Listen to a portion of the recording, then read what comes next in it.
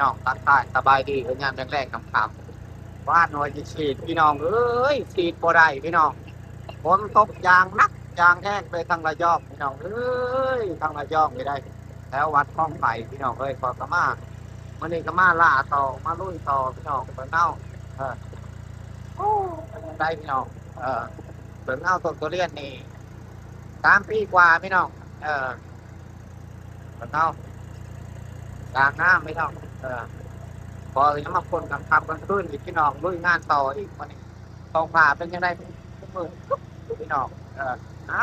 เป็นยังไงเกาเสียงด้วงเสียงดาวก็ได้พี่น้องเลยวันนี้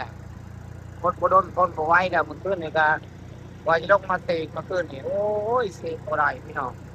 จงอีกที่เลยมายองก็ต่อพี่น้องเลยวันนี้นกแต่บินไปบินมาโอ้นกแต่เอ้ยเอากองดีให้นะว่าเจ้าก็ได้โอ้พวงไก่พี่น้องเอ้ยบัวไก่เพิ่นอยู่ไกลเออเพิ่นก็ได้เออ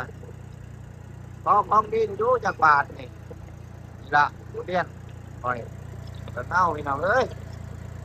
วางในห้องเบิ่งเงาคุณครูทุบแทงตาถ้าพูดทุบแทงตาพี่น้องเอ้ยมันกว่าต้นกว่าแม่นของย่อยๆพี่น้องลายพอสมควรในสำหรับก่อยลายพอสมควรพี่น้อง